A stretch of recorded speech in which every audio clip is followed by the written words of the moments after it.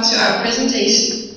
Together with Matt from Holland, Miklos from Hungary, Annika from Belgium, and Siva from the US, we are ParkIt. And we believe in providing efficient and long-term parking solutions for SMEs. During the past few weeks, our team has been on an eventful journey. We've experienced ups and definitely some downs as we progressed, but overall, we made some interesting discoveries. At first, before the class, we thought that setting up a business was all about having the courage and finding the idea. Quickly, we figured that validation was the key.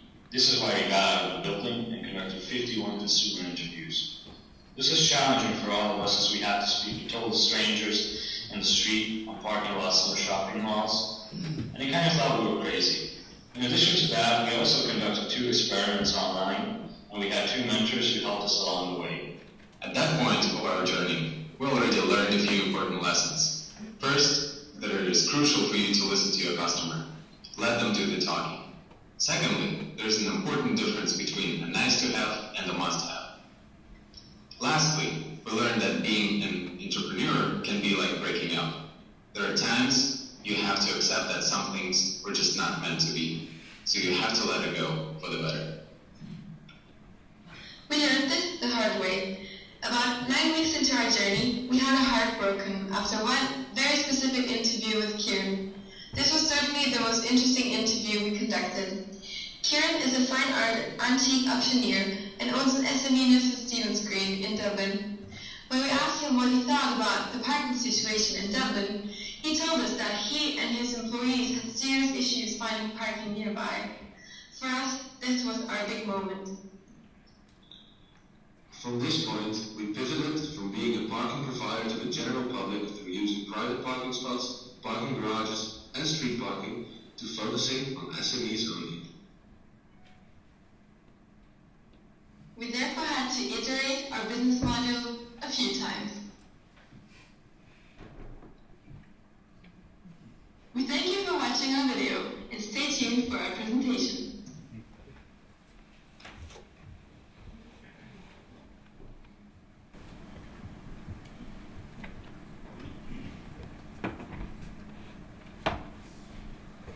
Let me start this presentation with a question. Who of you never faced issue with finding parking?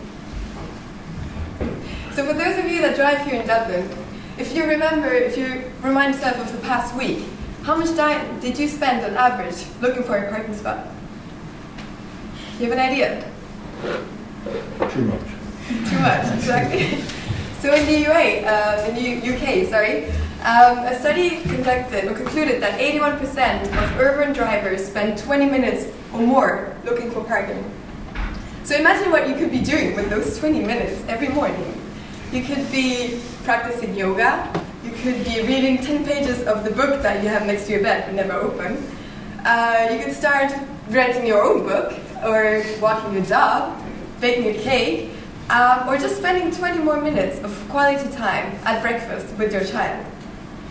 So looking for parking is a waste of your time. It's not only a waste of your time, it's also a waste of your money.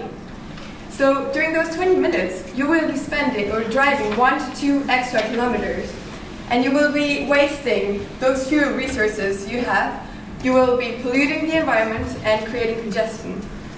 In fact, every 3rd car you see around you in the city is just driving around looking for a parking spot. How inefficient is that? My sincere apologies. I just spent 20 minutes trying to find a parking spot. Sorry, my apologies. So, as we see, the problem is not only with general public like you and I and the students and just the regular commuters to work. The problem, according to our interviews, is actually big deal is for SMEs, small and medium enterprises. Because many of these SMEs either do not have parking for their employees or do not have enough parking spots for their employees. So what are the results of this? As the result, we can see we're arriving late, we're stressful, we're frustrated, and in the end we might be even being yelled at by the boss. So we, as ParkIt, We're going to solve this problem. And here's our team. Matt, he's going to be our marketing officer, and he has worked and he has experience working at Air France and KLM. Miklos, he's going to be our financial officer, and he has worked for Boston Consulting Group. We have Annika, who's going to be our HR officer, and she has worked for a Taiwanese semiconductor company. And me, Siba Grenin, I'm going to be the business development officer, and I have worked for Ozon, which is Amazon of Russia in China.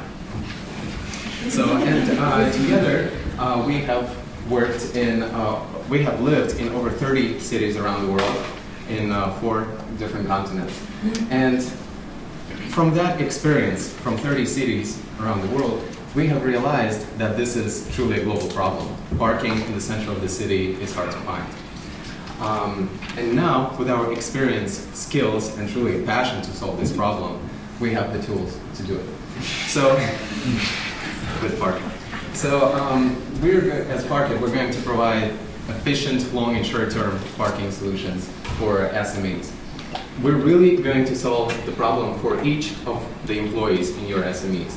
And how we're going to do it, for example, the salesman who is constantly in and out of the office, meeting with clients, and he needs the parking constantly in and out. We have the intern who just bought his new car and he just absolutely refuses to take the public transportation. Then we have the out-of-towner who lives ages away from the closest Lewis stop or a bus stop. And then we have the mom who has to take her children, or perhaps even her neighbor's children, to her kindergarten or to school. And then we have the upper executive team, and of course the boss, who just enjoy the efficiency and the comfort of driving to work. So our target market, we're going to, as I mentioned, we're going to focus on SMEs. And statistically, 99% of all companies are actually SMEs. Our first initial push for the target is going to be the British Isles, so Ireland and the UK. In Ireland, there are 2 million people working, and 52% of that number are actually working for SMEs. So that's just over 1 million. Then we have UK. In the UK, there are 25.3 million in the workforce, and over 60% actually work for SMEs. So that's 15 million. So together in the British Isles, we have over 16 million of SME employees that we're going to target with ParkIt. And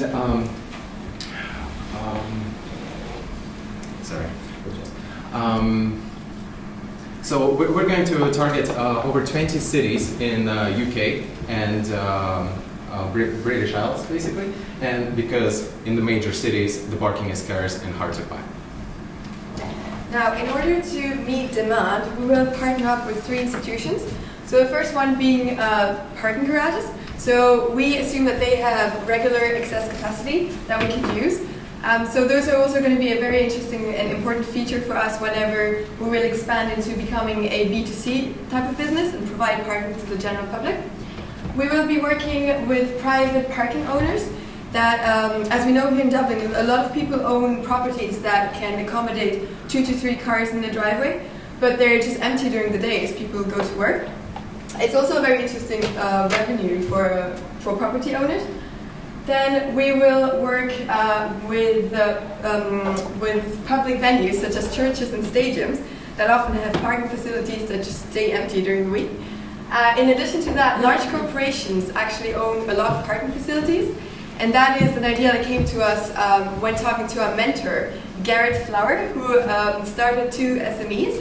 He actually told us that his financial advisor, Ernst & Young, mentioned that they have about 150 parking spots available unused, just waiting there to be rented out. So our business is not only going to reduce pollution and congestion, we will enable your corporation and your employees to save time and money. So no more unnecessary stress before work, no more employees arriving late. So your company can be more productive in that way and lead happier life.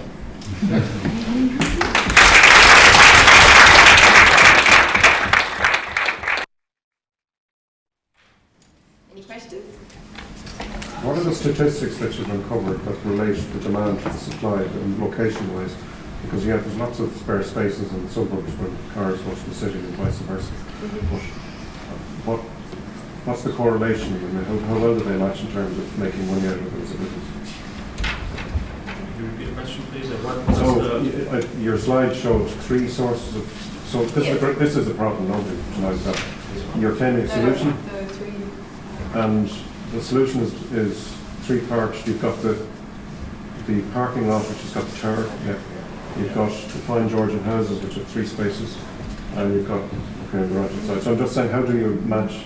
What studies have you done that show that the need for the spaces, which is office locations, business locations, matches the supply, and the domestic side of it doesn't seem to add up to me.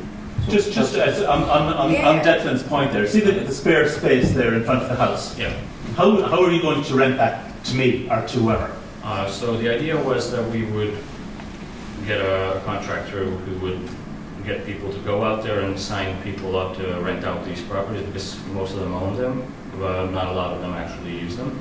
And what we would do is we would give them a signing bonus and use it like pretty much as like a real option. So go there, tell them that you can make about 100 euros with the spot per month, and we're going to give you 100 euros right now, and you give us the right to rent it out for the next year. Of course, you're going to get your cut of it, but you were giving us the right to rent it out. And so we would build like a basic database, at least of a critical, let's say 500 spaces, and then start advertising and then start selling to SMEs. So first we would have to build a space database, or not only just the database, just to have the rental rights for the spaces, and then we rent them afterwards. So in your customer discovery, in your experiments, did you find cases where there were spaces available? Yes, there were spaces available. The interesting thing was that our original idea was that we wanted to rent it out for short periods of time, just like coming into town, booking the place, and just putting your car there and leaving it there. We realized along the interviews that a lot of people have safety issues with these. But if they would have a long-term agreement and knew who actually was renting the space, they would be okay with that. Did you consider an Uber-type model for this, where the actual customer in the car, where the person who owns the Georgian house signs up, and the person in the car who's looking for parking can sign up as well? Yeah. So it's a personal interaction, you're just providing parking. We don't want personal interaction at all, because the problem is that once they get to know each other, we're not going to be the middleman, and they're just going to go around us. No, these people should not be able to know each other. We are